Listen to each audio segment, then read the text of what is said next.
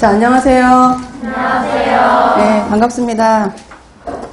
이걸 다 맡고 있어서 제가 알던 사람인지 새 사람인지 잘 모르겠습니다. 아무튼 올해 저는 여러분이랑 함께 영양학, 또 생화학, 생리학, 생애주기를 가지고 아주 떼굴떼굴 구르면서 한 해를 같이 지내야지 될 최은미라고 하고요. 이제 새롭게 시작을 하게 됐는데 여러분들의 이제 마음가짐과는 다르게 세상이 지금 너무 복잡하죠. 그러니까 이럴 때 좀 마음을 다잡고 우리는 이제 막 흔들리면 안 되니까 자기 자세를 이제 바르게 하는 시간이 되게 중요할 것 같다는 생각을 해서 제가 이제 전년도 시험이라든지 아니면 작년도 이제 과정을 하면서 겪었던 여러 가지 여러분들의 멘탈의 변화를 미리 좀 알려주려고 그래요. 그래서 공부를 하면서 막 슬럼프도 올 수 있고 또 여러 가지 상황에서 막 좌절할 수도 있고 하는데 그런 것들을 올 시점이 딱 보여요. 하다 보면. 그러니까 그런 시점들을 여러분들에게 알려줄 테니까 그런 부분들에 대해서 미리 감지를 해서 내 이거 바이오리듬이랑 커리큘럼이랑 맞춰서 해나가면 훨씬 공부가 잘 될 것 같다는 생각을 제가 했습니다. 그래서 너무 또 큰 부담이라든지 스트레스는 받지 않았으면 좋겠고 믿고 가면 아마 좋은 결과가 있지 않을까 이렇게 기대를 한번 해봅니다. 그래서 먼저 제가 수업에 앞서서 여러분들에게 소개해주고 싶은 카페가 있어요. 들어는 보셨죠? 저희 학원에서 운영하고 있는 건데 웃고 있네. 그래서 영양만점, 위생만점이라고 하는 카페가 있습니다. 이름은 아시죠? 제가 말을 했으니까. 그래서 이것을 뭐 제가 여기에다가 꼭 들어가서 뭔가를 남겨라라는 것이 아니고 제가 여러분들이 여러 가지 질문 같은 거를 할 때 검색을 해보고 싶어서 이제 따라 들어가다 보면 많은 카페들을 만나요. 예를 들어 생화학을 전공하는 사람들의 모임도 있을 수 있고 생리를 하는 사람들의 그런 모임들에 가보면 카페 활성화가 굉장히 잘 돼 있고 소통을 하면서 이 학업적인 게 아니라 자기 개인의 힘듦, 공부를 하면서 힘든 것들을 잘 해결해가는 걸 제가 보고 좀 부럽기는 했거든요. 그러니까 여러분들도 특히 동영상 강의를 들으시는 분들은 이렇게 대면할 수가 없기 때문에 글로 이렇게 얘기를 하게 되면 얼굴 보고 하는 것보다는 조금 뭐 덜할 수는 있지만 그런 부분들을 자꾸 소통을 하면 또 다른 세계가 이렇게 완성이 되는 것 같고 분명히 도움을 받을 것 같아요. 그러니까 거기에 들어가시면 될 것 같고 그 주소 같은 것들은 여러분들 교재 뒤쪽에 보면은 나와 있어요. 참고를 좀 해주시면 좋겠습니다. 자, 이제 작년 이맘때는요, 제가 첫 시간을 이제 돌려봤어요. 봤더니 미세먼지 때문에 걱정이다 이런 얘기들을 하면서 시작을 했더라고요. 또 올해는 너무 엄청난 바이러스가 이렇게 뒤집어 엎고 있는 상황이라 마음도 너무 무겁고 또 제가 본가가 요새 핫 이슈가 되는 그 장소라 어른들이 거기 계시니까 가지도 못하고 오시라는 말도 못하고 그냥 계속 전화 한 번만 하고 있어서 되게 힘들어요. 뭐 상황들이 뭐 나빠지는 건 아닌데 분위기상. 그러니까 우리도 불편한 마음은 각자의 이제 상황에 따라서 다르겠지만 어차피 올해 여러분들이 여기 왔다고 하는 거는 목표가 있어서 온 겁니다. 그죠? 그러니까 거기에 대해서 흔들리지 않고 하루하루 생활을 내가 어떻게 해야 될지. 그래서 제가 올해 되게 놀랬던 건 이렇게 합격 수기들을 보니까 제가 생각했던 것보다 엄청 체계적으로 공부를 한 분들이 많더라고요. 생각보다. 그냥 공부만 한 게 아니고 하루를 꼭 어떻게 마무리하겠다는 계획들을 다 세웠어요. 그래서 그거를 잘 했던 것들을 이렇게 제시를 하고 후배 선생님 되실 분들한테 읽어보라고 올려놓은 후기들을 많이 봤거든요. 그러니까 여러분들도 이제 시작이니까 내가 하루하루를 어떻게 보낼지, 개월에 따라서는 내가 3월에는 어떤 일들을 할지를 어바웃라도 좀 정해놓으면 도움이 되지 않을까 이런 생각을 제가 했어요. 그래서 괜찮은 방법들이 다소 있더라고요. 그래서 한번 보시면 좋을 것 같고 이제 딴 얘기로 가지 말고 우리가 이제 여기 모였으니까 시험에 대한 얘기로 들어가 보자면 여러분들도 작년에 기출문제 한번 보셨죠? 그러니까 작년에 수업을 들은 분들도 있고 안 들은 분들도 있는데 저도 시험 치는 날 저녁부터 이제 문제가 오픈이 돼요. 그래서 들어가서 봤어요. 너무 놀란 거예요. 왜 놀랐는지는 작년 강의를 들으신 분들은 알 거예요. 다 다른 문제가 나온 거예요. 우리가 다루고 기출에 나왔고 문제풀이 했던 것들이 거의 다 나왔어요. 그래서 제가 너무 놀래가지고 내가 신기가 좀 있나? 마치 우리 강의를 들으러 와서 듣고 요약을 해서 문제를 제출한 것 같은 느낌이 들 정도로 된 거예요. 그래서 신기하다 그러면서 한 반나절? 잠시 자만했었습니다. 제가 내가 좀 이제 잘 되고 있나 그랬는데 그게 답이 아니었어요. 뭘까? 뭐 때문에 이렇게 작년 강의 내용이랑 시험이랑 매치가 너무 잘 돼서 굉장히 만족하고 있거든요, 저는. 왜 그랬을까를 보면 그물을 촘촘히 친 거예요, 제가. 그러니까 어디서 나왔어도 무조건 나올 수밖에 없는 공부를 하게 된 겁니다. 근데 그렇게 공부를 했다고 하는 거는 강의를 듣는 분들이 힘이 들었을까요, 안 들었을까요? 엄청 힘들죠. 고급 영양학 했죠. 생리학 해야 되지, 생화학 해야 되지, 또 더 깊은 부분들을 하기 위해서 다른 학과의 것도 막 맨날 프린트 갖다 주지. 그러니까 감당을 하기가 사실은 힘들었는데 중간중간에 불평은 있었지만 그래도 따라오면서 애써준 수강생들이 있었으니까 이런 결과가 나온 것 같아서 제가 같이 노력을 해야 되는구나라는 것을 분명히 제가 느꼈어요. 그래서 올해는 어떻게 될까요, 올해도? 그냥 탄력받아서 그렇게 갈 겁니다, 여러분들. 엄청 힘들 거예요. 힘들 거고 어쩔 수 없어요. 그렇게 해서 나온 문제들을 눈으로 확인을 했기 때문에 첫 번째는 문제가 수준이 매우 깊어졌다는 거예요. 이제는 단답식도 배경 지식 없이는 답을 쓸 수가 없어요. 점점 선생님들이 문제의 난이도를 높여서 변별력 있는 답을 쓰는 사람을 뽑고자 하는 거예요. 왜 그런가 하면 객관식이 아니거든. 다 주관식인데 그만한 답만으로는 점수 주는 그 분포도를 똑같이 맞추기 힘든 거예요. 그러니까 더 어렵게 이 사람이 얼마나 더 깊게 알고 있나를 보려고 하는 것들이 되게 많은 겁니다. 그래서 여러분들도 그렇게 알고 우리가 진행을 해야지 될 것 같습니다. 그래서 오토는 뭐냐? 꼼꼼히 물 셀 틈 없이 할 거다. 힘은 들 거다. 근데 믿고 한번 가보자. 올해도. 그럼 아마 좋은 일이 있지 않을까 이런 생각들을 제가 이제 했어요. 근데 그렇게 하는 과정에서 제가 편안하진 않았어요. 그렇겠죠? 자료 많다. 너무 어렵다. 이렇게 깊이까지 해야 됩니까? 이런 얘기들의 불만들이 막 오니까 주변에 있는 분들이 그렇게 안 하면 안 되겠냐고. 내가 너무 힘들어하니까 이제 상처를 받잖아요. 얘기를 들으면. 그런데 또 이까지 왔는데 또 훅 줄일 수도 없고 해서 계속 갔단 말이죠. 갔더니 결과가 잘 나오고 힘들게 했던 분들이 감사하다는 얘기를 듣고 하니까 저도 굉장히 만족이 되는 그런 한 해였어서 좋았습니다. 그러니까 여러분들도 분명히 그런 결실을 맺을 수 있을 거라 저는 생각을 하고 만약에 작년 한 해 열심히 했는데 안타깝게 됐다면 올해 하면 더 쉬울 수가 있어요. 그러면 더 깊게 하면서 폭넓게 하면 다른 사람과는 다른 답안을 분명히 할 수 있을 거니까 이제 노력하고 참고 가야 돼요. 그런 시점이 있는데 우리 식품 영양학이라는 것 자체가 여러분들 보세요. 그게 식품 영양학 책을 보면 식품 영양학이라는 학문은 사실은 없어요. 생화학, 생리학, 식품학 이런 것들이 모여서 식품 영양학이 된 거예요. 그러니까 알아야 될 기초가 너무 많은데 얘네들이 너무 어려워. 그러니까 사람들이 이제 시작하기 전에 막 기에 눌리는 거예요. 영양학을 딱 공부를 하려고 하면. 그래서 학부 때 사실은 그 내용을 다 마스터했어야 돼요, 여러분들이.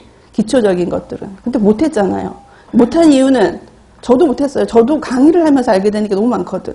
못한 이유는 어렵기 때문에 포기를 하는 사람이 늘었고 그걸 보는 교수님들은 아닌 걸 알지만 쉽게 가르쳐야 된다는 생각을 하게 됐고 시험 위주로 공부를 우리는 했고 영양사 국가고시 합격을 위해서만 공부를 얇고 넓게 했기 때문에 깊은 얘기를 하면 듣기가 싫은 거예요. 근데 지금 우리가 준비하는 시험은 듣기 싫다고 이렇게 고개를 돌려서 되는 시험이 절대 아니에요. 그러니까 마음속에 나는 생리생화학은 안 하고 영양학만 할 거야 이렇게 생각을 했으면 그런 문장은 이 우주에는 없어요. 이거는 말이 아니야. 이거는 아무 말이 아니야. 그건 할 수가 없어. 그럼 무슨 얘기냐면 결국 해야 된다는 거예요. 그러니까 아예 지금부터 나는 졸업을 하고 다른 업무를 하면서 학책을 올해 처음 폈다. 이런 분들은 빨리 기초를 빨리 다져야 돼 혼자. 왜냐하면 제가 아주 기초부터 다룰 수는 없어요. 여러분들이 최소 영양학은 합격한 사람이니까 영양사 자격증은 있으니까 기초는 돼 있을 거라 믿고 그 위에서부터 강의를 할 거예요. 근데 자꾸 어렵다 그러면 내가 갈 길이 먼데 힘들어지죠. 그러니까 여러분들이 빨리 어느 정도 기초 부분은 이해를 하고 제가 얘기하는 거를 이해를 할 수 있어야 돼요. 이해부터 못하면 골치가 아프니까 그렇게 하면 안 되는 거예요. 그리고 또 하나가 생리학과 생화학을 깊이 해야 되는 두 번째 이유는 우리하고 인접해 있는 다른 학문을 하는 전문가들이 우리가 생리하고 생화학에 바삭한 줄 알아요. 그런 걸 공부하는 전문 집단으로 알고 있어요, 이미. 근데 우리는 아니잖아. 아니거든. 나도 아직 많이 부족해. 근데 그 사람들은 영양학 그러면 대사를 공부하는 사람들이라고 알고 있어. 근데 우리는 맨날 막 탄수화물, 단백질의 열량만 계산하고 있으니 사실은 그들이 원하는 우리 모습은 그건 아닌데 자꾸 이제 쉬운 길을 가다 보니까 우리가 깊은 공부를 하는 사람들이 아닌 사람들이 돼버렸어요. 우리들만 알아, 그거는. 외부에서는 아직도 우리를 그런 심도 있는 학문을 공부하고 졸업하고 자격증을 딴 사람들로 이해를 하고 있어요.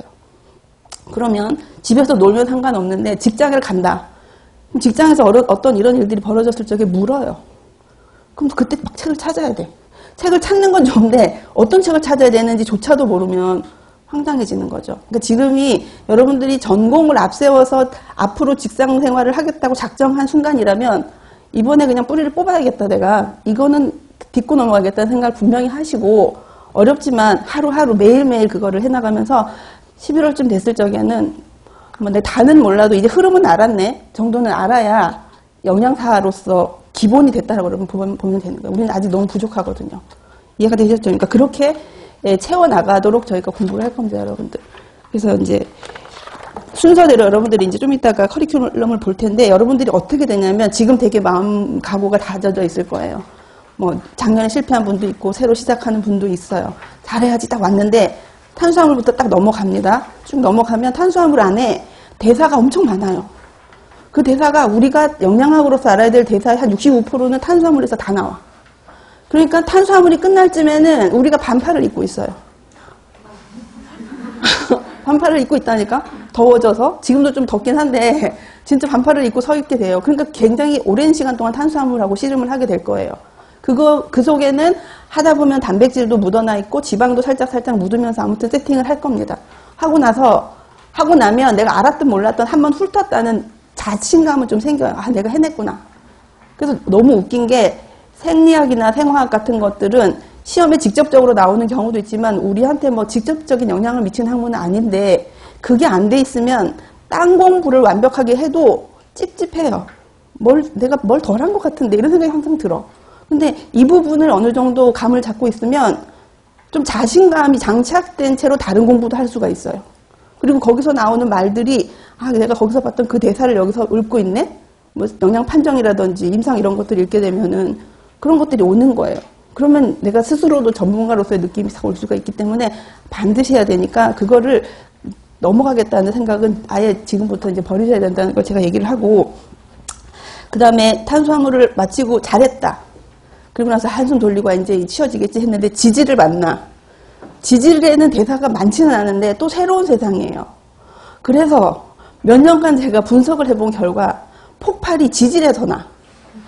대사에 대해서 멘붕이 오는 시기가 많이 힘들었던 탄수화물은 긴장하고 듣고 있고 시작점이라서 탁 붙어서 하는데 너무 힘든 걸 거치고 탁 맥을 놨는데 또 지질에 들어가니까 이때부터 모르는 거는 막 내가 여태까지 했는데 왜 이게 아직도 이렇게 난 몰라 이런 것부터 저 선생님은 왜 이것까지 하는가 도대체 자료는 왜 이렇게 많은 거야 막 별의별 게 불만이 터지면서 그때 이제 다혈질의 수강생들이 폭발을 하는 시기가 이제 옵니다. 항의 전화가 막 오고 자료가 보이네 안 보이네부터 시작을 해서 막 그렇게 해서 내가 점점 폰트를 키워요. 크게 잘 보이라고. 그 불만은 안 듣고 싶어서 크게 만드는데 근데 그때를 어떻게 해야 돼요? 잘 극복해야 돼. 왜냐하면 지지를 넘어서는 순간부터는 이제부터는 판타지예요. 그때부터는 쉬운 얘기들이 올 수 있고 영양하고 직접 관련된 얘기들이 풀어지기 시작을 해요.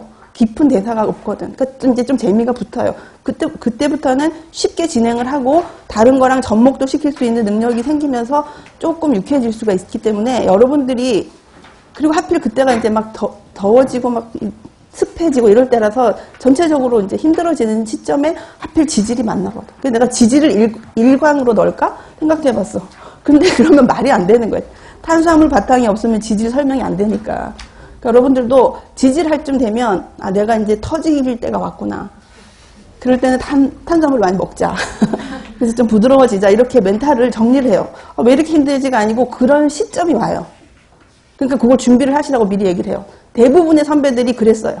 그래서 내가 왜 여기만 오면 이렇지 하고 분석을 했더니 내용이 어려운 것도 있지만 다들 지쳐갈 쯤에 좀 깊은 얘기가 오니까 막 나아지고 싶은 마음이랑 복합되면서 이게 막 사기 싫어지는 게 옵니다. 와요, 분명. 여러분들도 뭐 평범하니까. 그러니까 그때를 잘 넘기면 좋겠다는 생각을 제가 한번 해봤습니다. 그리고 이제 목차를 한번 보고 우리가 수업에 대한 이제 그 내용을 한번 정리를 할게요. 목차를 한번 고급 영양학을 보시면 1강은 2015년에 한국인 영양 섭취 기준의 요약이에요. 그래서 작년 시험에 보면 의외로 영양 섭취 기준에 그죠? 에너지 필요 추정량부터 시작을 해갖고 에너지 적정 비율부터 해갖고 뭐 이런 관련된 것들이 문제가 많이 나왔어요. 제 생각에는 2015년에 만든 게 올해 이제 죽잖아요. 2020년 가을 되면 개정판이 다시 나와요. 근데 2010년에서 15년 나올 때도 크게 변화가 된 게 없었어요. 근데 예전에 뭐 없던 게 새로 들어오기도 하고 측정하던 것들이 좀 분명해지면 우리가 이제 이번 같은 경우 예전에 충분 섭취량이었던 게 평균이 나온다거나 이런 변화가 있겠죠. 근데 그건 나오면 다시 정리를 하는데 이렇게 많이 쓰고 있다는 걸로 봐서는 선생님들의 관점이 그쪽으로 가고 있지 않나 싶어서 전혀 안 다룰 수는 없으니까 작년보다는 작지만 전체적인 흐름은 한번 1장에서 볼 거고 그게 오늘 할 내용들이에요. 어떻게 되어져 있는지. 왜냐하면 여러분들이 알고 있는 영양학이나 생애주기는 그 바닥에 깔려있는 베이스가 한국인 영양소 섭취 기준이에요. 거기에서 출발한 학문들이에요. 그래서 그거의 원점을 찾아가면 다 영양 섭취 기준에 다 들어가 있어요. 그게 어떻게 구성되어 있는지를 알아야 영양학에 대한 큰 그림이 그려지면서 내가 공부를 어떻게 해야 되지? 이게 보여요. 그래서 그걸 오늘 할 거고 그 다음에는 알다시피 탄수화물, 식이섬유, 지질, 단백질 뭐 이렇게 에너지 대사까지 쭉 순서대로 우리가 나갈 겁니다. 그리고 나서 이 과정에서는 대사나 생리학에 관련된 부분이 필요하면 여러분들 교재 뒤쪽에 보면 생화학의 그림들이 많은 자료들 또 생리학에 관련된 어떤 내용들이 붙어있는 부록처럼 붙어있는 부분들이랑 병행하면서 같이 나갈 겁니다. 그러니까 그렇게 참고를 하시면 될 것 같고 그 다음에 무기질하고 비타민은 뭐 비타민, 무기질 이렇게 나누지 않았어요. 그것을 필요로 하는 대사로 엮어서 관련된 영양소들을 비타민이랑 무기질이랑 묶어서 그때 설명을 할 거예요. 같이 그 대사를 얘기하면서. 근데 한 영양소가 한 군데 대사에만 영향을 끼치는 게 아니죠. 다 있지만 좀 대표적인 거에다 꽂았으니까 참고해서 그거를 이제 여러분들이 보면 될 것 같고, 그 다음에 뒤로 이제 넘겨서 생리생화학 대사를 보면은 우리가 하려고 하는 대사는 첫 번째 에너지 대사입니다. 이것은 탄수화물, 단백질, 지방을 할 때 자주 볼 부분들이고, 그 다음에 혈액 대사, 골격, 뼈에 대한 대사, 소변에 대한 대사, 그 다음에 항산화. 이제 항산화 대사가 들어가면 생애 주기에서 이제 성인기에서 노인기랑 연결되는 부분들이 같이 이제 설명할 수 있는 내용들이 좀 있을 거고, 그 다음에 이제 호르몬 대사가 나와요. 그래서 호르몬도 우리가 알아야 될 부분들이 많습니다. 예를 들면 임신하고 관련된 호르몬, 성장하고 관련된 호르몬 이런 것들에 대한 것들, 그리고 나오는 장소, 하는 역할 이런 거를 좀 꾸준히 볼 테니까 올 한 해 그러니까 이번에 계획한 저의 강의 계획은 이렇게 돼 있으니까 여러분들도 동일하게 맞춰갖고 계획을 잡으시면 좋을 것 같습니다.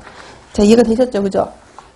그리고 마지막으로 기출문제를 제가 봤어요. 그래서 요점을 얘기를 해드리면은 일단 아까 얘기했던 것처럼 에너지 섭취 기준, 한국인 영양소 섭취 기준에서 에너지 추정 비율부터 시작을 해서 추정 섭취량까지 거기에 대한 것들이 굉장히 많이 나왔어요.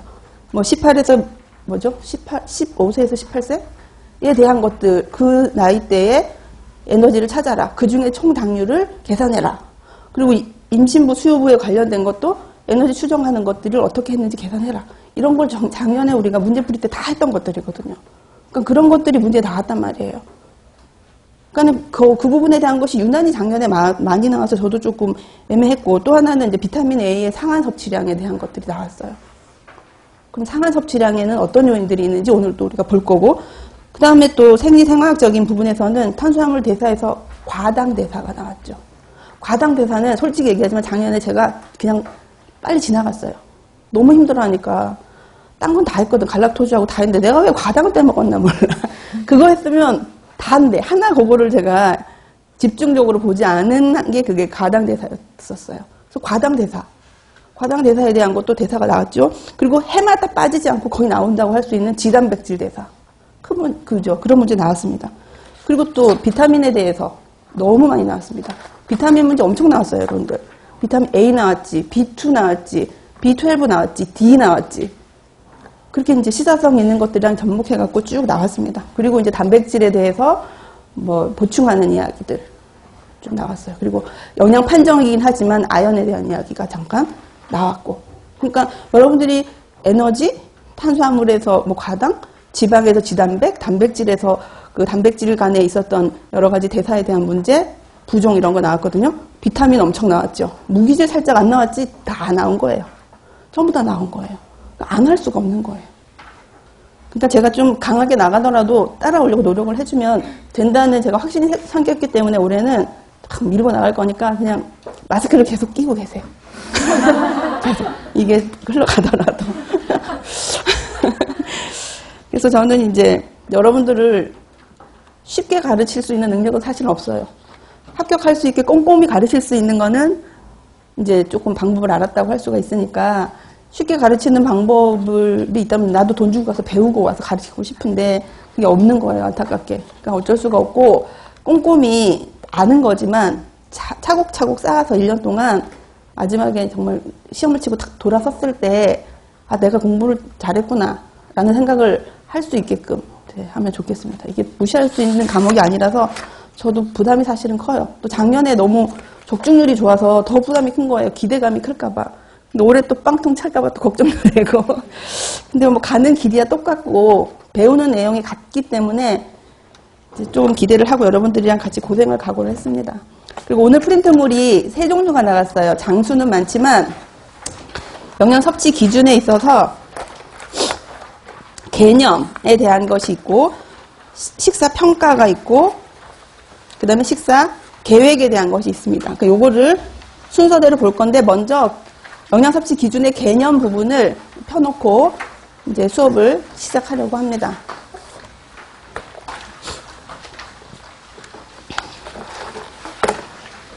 저보고 이거 빈칸 안 만들고 그냥 답을 다 채워서 주면 좋겠다고 하는 의견을 주신 몇몇 수강하시는 분들이 있었는데 그러면 공부를 안 해요, 여러분들이. 그리고 제가 또 하나 느낀 게 요번에 이제 교재를 조금 수정을 하려고 서점에 가서 신간 도서들을 좀 샀거든요. 샀는데 교재 파는 건데 너무 재미있는 게 저도 여기 있는 그림을 제가 그린 게 아닌 건 아시죠, 여러분들?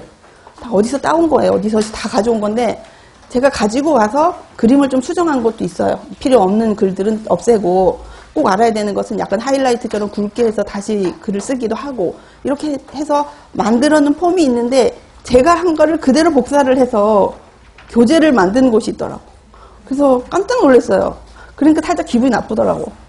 그러니까 내가 이렇게 남의 책을 갖다가 복사한 거를 당사자들이 알면 많이 기분 나빠할 것 같아서 죄송한 마음을 좀 갖기는 했습니다.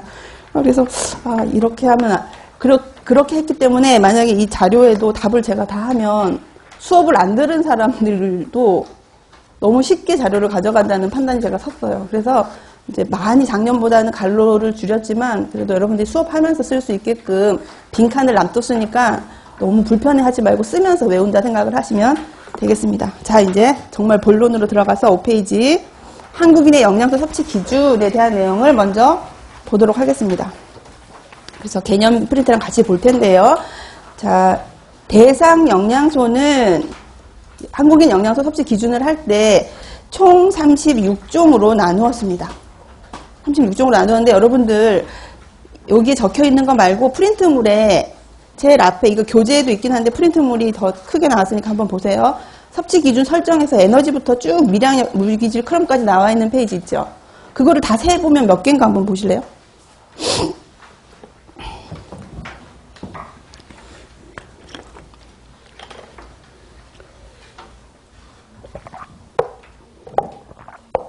몇 개예요? 근데 교재에서 뭐라고 했어요?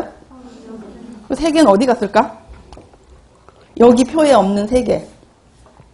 일단 제일 먼저 우리가 나오는 게 물, 그 다음에 또 탄수화물 없죠. 근데 물 없죠. 그 다음에 지질 없죠. 얘네들은 여기에서 빠져 있는 거예요. 빠져 있는 이유는 여기는 필요, 권장, 충분, 상한을 정해놓은 것만 모아놓은 거거든. 그럼 나머지 다른 것들은 어떻게 했을까? 뭐 수분은 여기다 넣지 않더라도 영양소로 안 하고 따로 충분 섭취량으로 했지만 탄수화물은 에너지 적정 비율이라는 걸로 구분을 했고 지질은 에너지 적정 비율로 해서 쭉 나온 답들이 있기 때문에 합치면 36개를 우리가 볼 수가 있습니다. 자세한 건 뒤에 나오니까 이 개수가 안 맞네요. 이렇게 생각하지 마시고 참고를 하시면 될 것 같아요. 그래서 그 내용을 보면은 에너지 및 다량 영양소 8종이 있다. 그래서 에너지, 탄수화물, 총당류, 지질, 단백질 뭐 이런 것들이 쭉 있고 비타민 13종, 그 다음에 무기질 15종. 그리고 밑에 별표 보면 2015년에 최초로 제정됐던 것에다 별표를 해놨대요. 뭘까요? 크롬이 있죠. 크롬은 이제 2015년에 처음 나왔다라는 표를 해주고 있습니다. 그리고 이것들은 각각 영양소별로 과학적 근거에 따라 섭취 기준을 제시하였고, 에너지의 경우는 기술적인 문제 등으로 필요량을 측정할 수가 없어서 무엇을 통해서 필요량을 추정하였다라고 되어져 있냐면, 자, 이게 내용을 설명을 하면은 다른 영양소들은 우리 몸에서 어디서 필요하니까 여기서 필요한 거 1, 저기서 필요한 거 2, 이렇게 써가지고 다 더했더니 우리 몸에 필요한 게 10개네? 그러니까 10으로 정합시다. 이런 과학적인 근거가 있었는데 에너지는 그럴 수가 없었던 거예요. 찾아낼 수가 없기 때문에 필요량을 찾을 수가 없으므로 소비량으로 대체를 한다 이 뜻이에요. 그래서 에너지 소비량을 통해 필요량을 추정하였다라고 여러분들이 적으시면 돼요. 에너지 소비량, 어떻게 소비하는지를 계산해서 필요량으로 대체했다라고 보면 돼요. 그럼 이 에너지 소비량에 해당이 되는 섭취 기준에서의 좀 어려운 말이 2번의 제목입니다. 에너지 필요 추정량을 같다고 여러분들이 보시면 됩니다. 그래서 에너지 필요 추정량은 어떻게 구하느냐? 식을 제시해 줘요. 우리 그걸 외울 필요는 없어요. 식을 제시해 주는데 거기에 들어가는 각각의 지수들이 뭐가 있는가 하면 나이, 키, 몸무게, 신체 활동, 수준 같은 것들을 제시를 해주면서 그것을 이용한 어떤 공식에다가 각각을 넣어주면 답이 나올 수 있게끔 만들어 놓은 공식을 쓰겠다라는 겁니다. 이것도 뒤에 나오니까 참고만 하시고, 그 다음에 나오는 것이 에너지 적정 비율이라는 것이 나옵니다. 그래서 에너지 적정 비율은 총 에너지 섭취에 대해서 다량 영양소 중에서 양으로 정하지 않고 총 열량의 몇 퍼센트를 탄수화물이 부담해라, 몇 퍼센트를 지질이 부담해라, 몇 퍼센트를 단백질이 부담해라고 정해놓은 것을 우리가 적정 비율이라고 합니다. 그래서 탄수화물은 여기 나와 있는 것처럼 55에서 65, 지질은 15에서 30, 단백질은 7에서 20이라고 이렇게 나와져 있어요. 이거는 여러분들이 우리가 수업 끝날 때까지 수도 없이 들을 거예요. 다른 과목에서도 엄청 들을 겁니다. 이 에너지 적정 비율은 여러분 반드시 외워야 되는 그런 수치라고 여러분들이 생각을 하시면 돼요. 그리고 이 에너지 적정 비율은 무엇을 말하는, 어떤 걸 의미하는 것인가 하면은 한번 불러줄게 적어보세요. 총 에너지 섭취량 중에서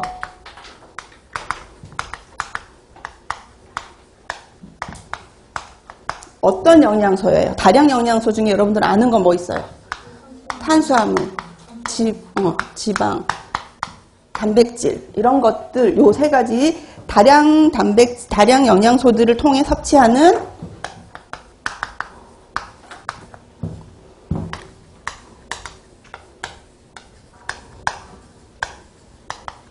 적정 비율을 우리가 에너지 적정 비율이라고 합니다. 그래서 이걸 적정 비율로 잘 먹게 되면 우리가 어떤 효과를 기대하는가 하면은요, 건강 유지와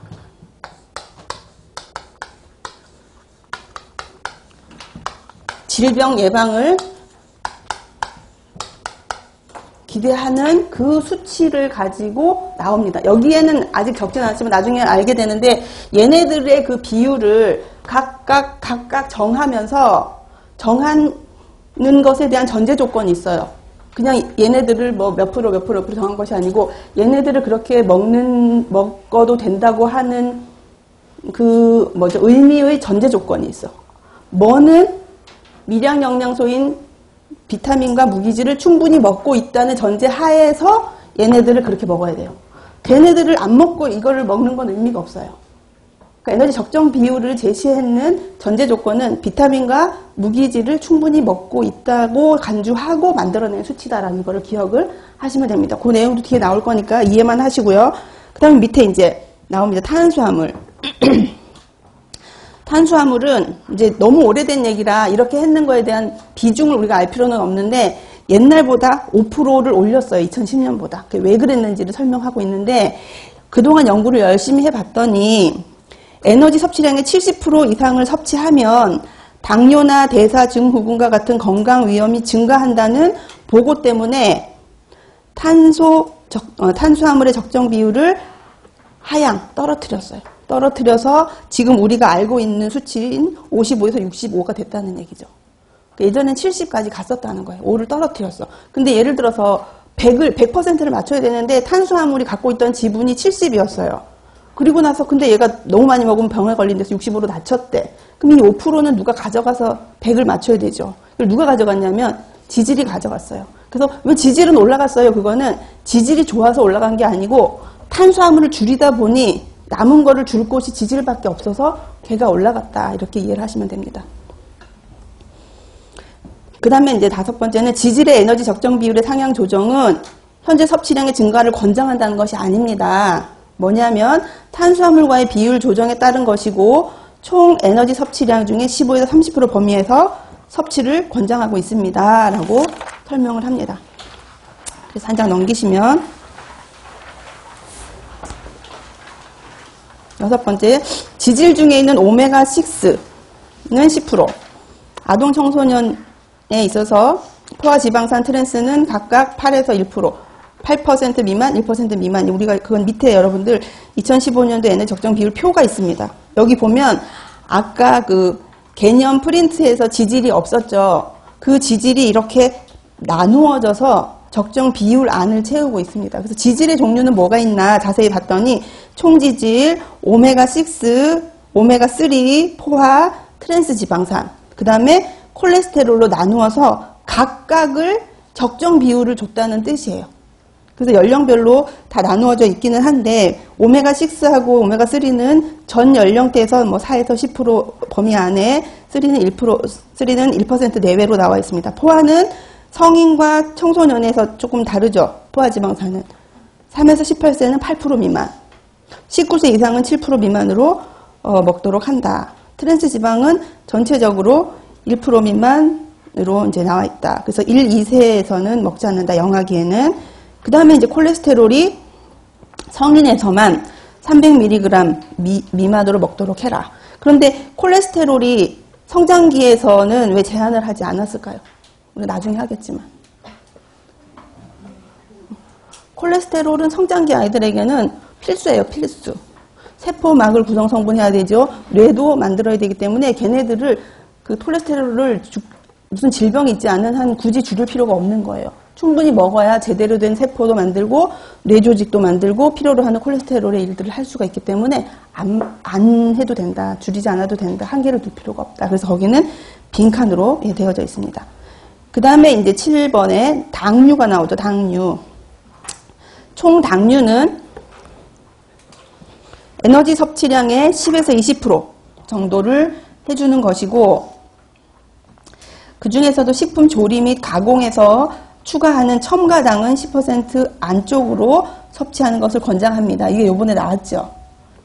요번에 나왔는 것이 밑에 여러분 보면 에너지 필요 추정량에 남자 15세에서 18세의 에너지 필요 추정량을 제시를 하고 그 사람이 먹어도 되는 총 당류를 계산하시오. 이렇게 나온 거예요. 그러니까 아까 여러분들이 에너지 필요 추정량을 할 때는 어떤 방법으로 계산을 한다 그랬어요. 주어진 공식이 있다. 그리고 거기에다가 나이, 체중, 키, 신장, 그 다음에 이 사람이 어떤 활동을 하는지를 넣는 활동 지수 이 4가지를 써서 계산을 해서 나오는 건데 거기에서 물을 때는 일반적인 걸 물었기 때문에 우리가 그걸 넣어서 계산할 필요는 없어요. 제시된 숫자가 여기 나오죠. 그런데 이 숫자는 그냥 갖다 놓은 게 아니고 아까 설명했었던 그 4가지를 다 넣었는데 이 4가지 몸무게도 그 연령대의 몸무게가 얼마나 많겠어요.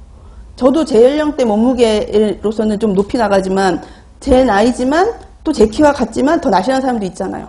그러니까 그거는 그 나이대에서 건강한 사람들의 중간 숫자를 뽑아서 표준 체중이라는 걸 제시를 해줬어요. 그 표도 우리가 뒤에서 볼 텐데 거기에 나와 있는 신장, 거기에서 대표로 하는 그 키, 그리고 활동 지수는 어떤 지수를 썼는가 하면 저활동, 활동을 많이 한다, 보통이다, 적게 한다, 안 한다 이렇게 있는데 그 중에서 저활동을 우리 전체 국민들에게 보편적인 활동 지수로 둬서 그 숫자를 넣어서 계산을 했는 값이 여기에 있는 표예요. 이해가 되셨죠? 그러니까 여기 걸 가져다 쓰면 돼. 그래서 15에서 18세의 에너지 필요 추정량이 얼마입니까? 2,700입니다 라고 답을 쓰면 되고 2,700 중에서 첨가당은 얼마나 먹으면 됩니까? 총당류는 얼마까지 허용이 됩니까? 하면 10에서 20% 내외니까 270에서 540kcal는 당류로 섭취해도 됩니다 라고 답을 쓰면 되는 겁니다. 그러니까 여기에서 다 문제가 나온 거예요. 이해가 되셨죠? 그죠? 그러니까 이렇게 되어진 표를 우리가 볼 수가 있고 그러면 이제 여기서 이제 식사 구성안이 나옵니다. 그 다음 페이지에 식사 구성안은 그 프린트물에서 우리가 아주 꼼꼼히 볼 거예요. 그러니까 여기서는 개요만 볼 텐데 자 한국인 영양소 섭취 기준의 식구들이 몇 개가 있냐면 우리가 아까 했었던 에너지 추정 필요량 맞습니까? 필요 추정량이지. 아, 나 또 왜 이러냐. 필요 추정량이 가장 맏언니예요. 두 번째, 에너지 적정 비율이 둘째 오빠예요. 세 번째, 평균 필요량이라는 네 쌍둥이가 여기가 나올 거예요. 그래서 하나는 평균 필요량, 하나는 권장 섭취량, 그 다음에 충분 섭취량, 또 하나는 옳지. 이렇게 상한 섭취량, 이렇게 되어져 있는 가족이 영양 섭취 기준의 멤버입니다. 그래서 우리가 그 다음에 이제 하나를 더 마지막에 따지자면 식사 구성안이라는 막내가 있어요. 근데 얘는 되게 좋아하는 장난감이 있는데 그게 뭐냐면 자전거야. 그죠? 그래서 그 자전거까지 넣어서 요렇게 되어져 있는 요 네 개가 바로 영양소 섭취 기준을 구성하고 있는 것들이다. 이게 답니다. 그래서 지금 우리가 했던 것이 요거 하나 했고요. 요거에 대한 설명 간단히 했고, 그 다음에 요거는 뒤에서 자세히 할 거고, 지금 이제 식사 구성안의 개요를 보려고 합니다. 그래서 보세요. 식사 구성안은 한국인 영양소 섭취 기준 제정에 맞춰서 이것을 식사를 직접 메뉴를 짤 수 있게끔, 식단을 짤 수 있게끔 해주는, 활용하기 위한 그런 지수라고 여러분들이 보시면 돼요. 그래서 제시함으로써 활용도를 높이고자 하였다. 영양소 단위를 식품 단위로 전환한 모델인 식사 구성안을 개발하였고, 여기서는 그냥 쭉 읽고 나갈게요. 설명보다는. 그 다음에 식품 구성 자전거, 그 다음에 대표 식품의 1인 1회 분량, 권장 식사 패턴. 그러니까 식사 구성 안에 들어가는 것이 자전거만 있는 것이 아니라 권장 식사 패턴이 있고 1인 1회 분량이 있는 거예요. 그리고 식단도 제시해 줬어요. 여러분들이 봤는지 모르지만 사진 찍어놓은 자료들 봤죠? 이렇게 식단을 제시를 하고 그 식단에 맞게 음식을 만들어 사진 찍어놓은 것이 영양섭취 기준 책의 제일 뒤쪽에 몇백 페이지쯤에 보면 쭉 나와요. 그게 다 제시해 주고 있는 것들이에요. 그렇게 만들어져 있는데 여기에서 이제 식품 구성 자전거를 먼저 보면 식품군별로 균형 잡힌 식사를 해야 된다. 이거는 이 자전거에서 어디에 해당하는 설명일까요? 뒷바퀴예요. 구성 자전거를 보면 뒷바퀴에 골고루 군별로 나누어서 각각을 먹어야 되는 횟수까지 제시를 했어요. 그래서 식품군별로 균형 잡힌 식사를 해라. 그 다음에 충분한 수분을 섭취해라. 이건 어딜까요? 앞바퀴예요. 앞바퀴에 보면 컵이 이렇게 들어있거든. 그 다음에 신체 활동을 열심히 운동을 해라. 이것은 자전거 타는 사람의 의미를 가지고 그래서 우리에게 제시를 해주고 있어요. 옛날에는 이거 말고 뭐였었어요? 탑이었죠. 식품 구성 탑인데 그걸 없애고 이 자전거로 대체를 한 지가 이제 몇 년이 됐습니다. 그래서 그 내용을 보면은 이 자전거뿐만이 아니고 6가지 식품군들, 그 군에 따라서 곡류도 있고 고기, 생선, 달걀, 콩류라는 군도 있고 채소류도 있고 과일류도 있고 우유, 유제품류, 유지, 당류 이렇게 6개로 나누어져 있는데 이것의 대표 식품들을 정해줬어요. 어떤 식품을 먹으면 좋겠다라고 대표 식품을 정해주고 그것을 1인이 한 번 먹은 분량을 얼마만큼 먹으면 좋겠다고 사진도 제공해 줬어요. 그 다음에 한국인이 자주 섭취하는 음식을 이용하여서 에너지 필요 추정량별, 그러니까 에너지 필요 추정량이라는 것이 필요한 열량을 얘기해요. 아까 13에서 18세 아이 그 청소년이라고 치면 2700칼로리 안에서라고 보면 되지. 제시에는 2700kcal 안에서 권장 식사 패턴을 제시를 해주고, 이 좀 어렵긴 한데 좀 이따 다시 설명할게요. 생애 주기별로 식사, 권장 식단도 제시해서 사람들에게 홍보를 한다. 이 마지막에 식사 구성안은 누구를 위해서 만드는 걸까? 이거는 조금 전문가적인 거죠. 영양을 관련된 일을 하는 사람들이 갖고 일을 하는 건데, 식사 구성안은 일반인들을 위해서 제공한 부록 같은 내용이에요. 그래서 일반 사람들이 이런 걸 계산하기 힘드니까 간단하게 할 수 있는 방법이 있습니다. 여러분들 이거 한번 따라해 보세요 하고 만들었던 그런 툴이라고 생각을 하시면 돼요. 그래서 이렇게 4가지로 모여져 있는 것이 있고, 이 자전거에 보시면은 위쪽에 설명이요. 다양한 식품을 매일 필요한 만큼 섭취하여 균형 잡힌 식사를 유지하며 규칙적인 운동으로 건강을 지켜나갈 수 있다는 것을 표현하고 있습니다. 라고 했고, 뭐 아래쪽에 별표 있는 것도 같은 내용이에요. 근데 여러분들 여기서 그 6가지 군이라고 그랬는데 하나 빠졌죠? 바퀴가. 유지당류가 초창기에는 있었어요. 근데 그걸 빼고 다시 자전거를 만들었는데 5개로 했습니다. 그래서 유지당류를 제외한 5가지 식품군을 골고루 필요한 만큼 먹는 균형 잡힌 식사, 충분한 수분 섭취, 신체 활동의 중요성을 자전거에 제시하고 있다. 그래서 주는 문제로 쳐서 이 자전거를 제시하면서 이걸로 일반인들에게 어떤 것을 의미 부여하려고 만든 뭐 표일까요? 그림일까요? 라고 하면 여러분들 지금 얘기했던 것들을 요약해서 쓸 수 있어야 돼요. 골고루 먹고, 물은 열심히 먹고, 운동을 함으로써 건강해지고 비만을 예방하려고 하는 것이다. 라는 걸 여러분들이 정리할 수 있어야 되겠습니다. 자, 그 다음에 이제 넘기면 이제 조금 구체적인 한국인 영양 섭취 기준이 나옵니다. 그래서 아까 얘기했던 것처럼 각 연령대별로 대표되는 체위 기준을 마련했어요. 그래서 여기 보시면 성인의 경우는 어떻게 정리했는가? 건강 체중의 개념을 포함하기 위해서 19에서 49세의 건강한 성인 중 체질량 지수가 18.5에서 25 정상에 속하죠. 이런 사람들을 대상으로 체질량 지수가 중위수 가운데 평균에 해당하는, 그 다음에 신장의 중위수를 적용하여서 기준 체중을 정하였다. 자, 보세요. 어떻게 되냐면 여러분들이 대표하는 사람들이에요. 우리나라에서 여러분들이 예를 들어 20대에서 30대에 해당하는 사람들이라고 하면 여러분들의 체질량 지수를 다 했어요. 그랬더니 이쪽에 있는 사람들은 비만이야. 빼. 그리고 여기서부터 여기까지 해당되는 사람들이 18.5에서 25에 해당이 되는 그런 이제 멤버들이라고 한다면 이 사람들에 있어서 재는 거예요. 이 중에서 체질량 지수가 남자는 22.5, 여자는 21.5에 해당하는 사람의 키, 몸무게를 그 연령대에 대표되는 몸무게와 키로 잡았다는 거예요. 이해가 되셨죠? 그럼 우리 아까 기출문제에 나왔다고 하는 15세에서 18세의 남자라고 치면은 한번 해보세요. 키는 얼마로 잡았을까?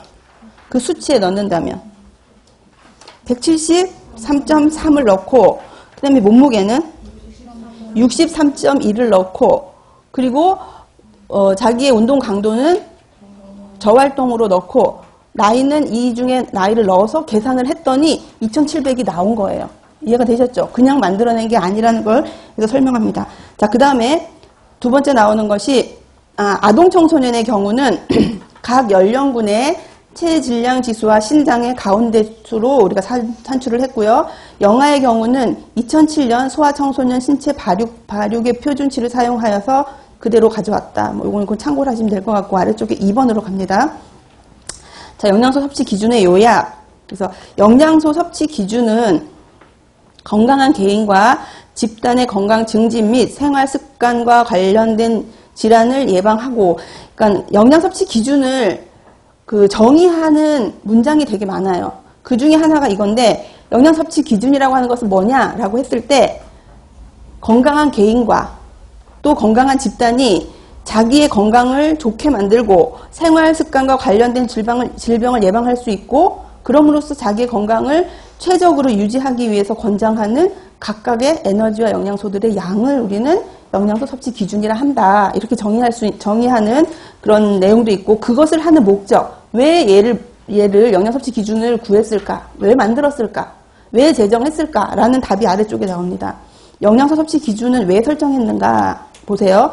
영양소, 여기는 밑줄 끄세요. 영양소 섭취 부족과 과다 섭취로 인한 건강 위해를 예방하기 위해서 만들었어요. 목적. 너무 많이 먹거나 너무 적게 먹어서 건강에 위해가 오는 것을 막기 위해서 우리가 만든 것이 영양 섭취 기준의 설정인데, 그럼 과연 부족을 막기 위해서 설정한 것은 무엇이고 과잉을 막기 위해서 설정한 건 뭘까라고 할 때는 지금 세 번째 쌍둥이들에 대해서 묻고 있는 거예요. 이 중에서 평균, 권장, 충분은 부족을 막기 위해서 우리가 설정을 했어요.